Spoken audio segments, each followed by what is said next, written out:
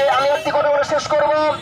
হাদি ভাই মারা গিয়েছে এটা নয়, আল্লাহ কোরআনে বলেছে ওয়ালা তাকুনু লিমান ইউকতালু ফি সাবিলিল্লাহি আমওয়াত।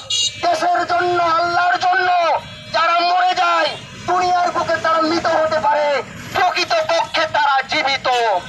আমরা আশাবাদী মহান আল্লাহ তাআলা হাদি ভাইকে জান্নাতের সর্বোচ্চ মাকাম দান করবে, আল্লাহুম্মা আমিন। এই কথা আমি শেষ করছি। আসসালামু আলাইকুম ওয়া রাহমাতুল্লাহ। ইনকিলাব ইনকিলাব জিন্দাবাদ জিন্দাবাদ জিন্দাবাদ জিন্দাবাদ ইনকিলাব ইনকিলাব নারায়ে তাকবীর আল্লাহু আকবার নারায়ে তাকবীর আল্লাহু আকবার।